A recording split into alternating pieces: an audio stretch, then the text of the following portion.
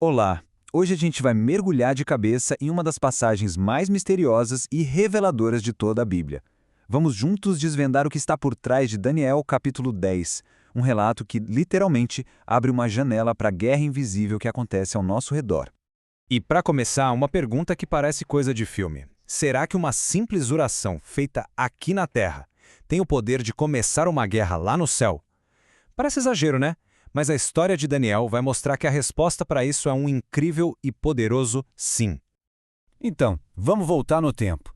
A gente está no terceiro ano do reinado de Ciro, na Pérsia. Daniel já não é mais um jovem, ele está com uns 84 anos. Mas mesmo com a idade avançada, o coração dele queima de preocupação pelo seu povo. A situação deles não está nada fácil. E essa angústia toda leva Daniel a fazer algo drástico. Ele entra num período de luto, de oração e jejum, que dura não 1 ou 2 dias, mas 3 semanas inteiras. 21 dias seguidos de uma busca intensa e perseverante, onde ele praticamente carregava o futuro do seu povo nas costas. Mas, afinal, por que tanto desespero?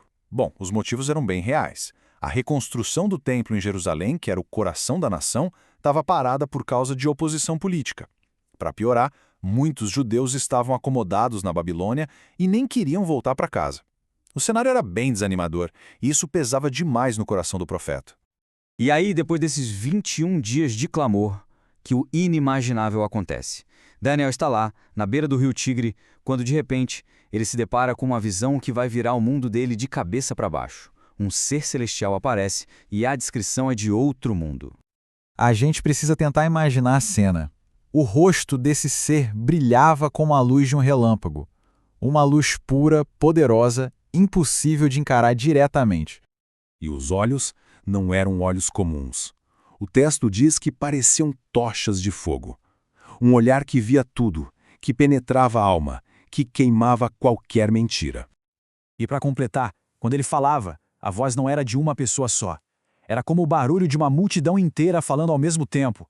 Um som poderoso, cheio de autoridade. A presença dele era simplesmente esmagadora.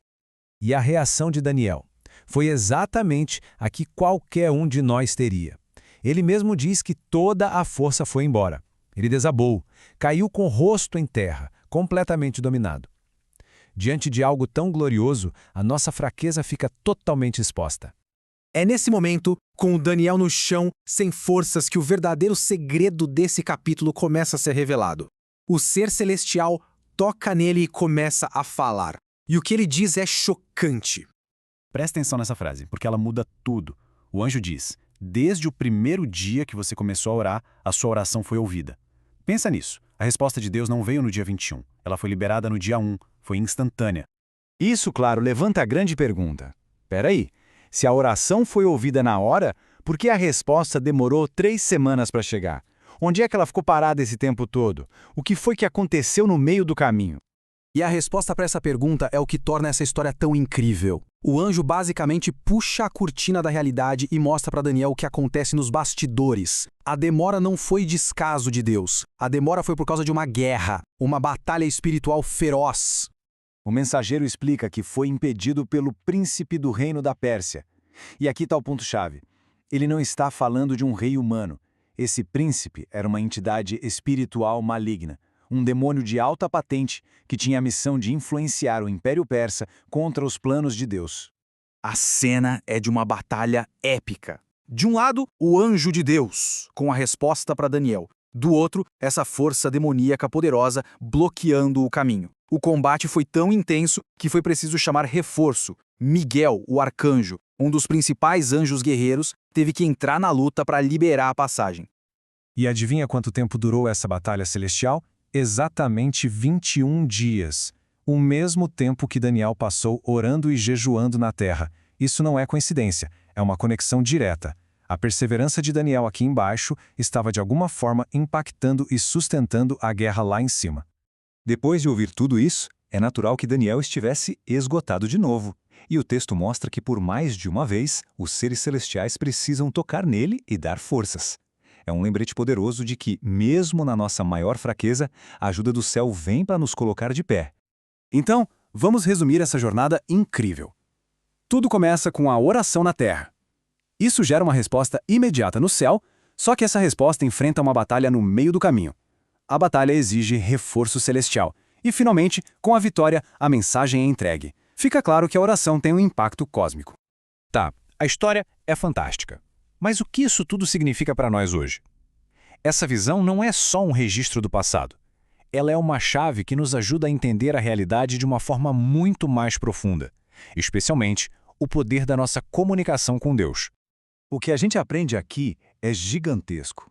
Existe um conflito espiritual real que influencia o nosso mundo. Forças do mal se opõem aos planos de Deus, sim, mas anjos poderosos lutam a nosso favor. E a nossa oração, a nossa perseverança, não é só um pedido. É uma arma espiritual poderosa nessa guerra. E essa ideia não está perdida só em Daniel. Séculos depois, o apóstolo Paulo vai dizer a mesma coisa, com outras palavras. Ele vai reforçar que a nossa verdadeira luta não é contra pessoas, mas sim contra essas forças espirituais do mal que agem nas regiões celestes.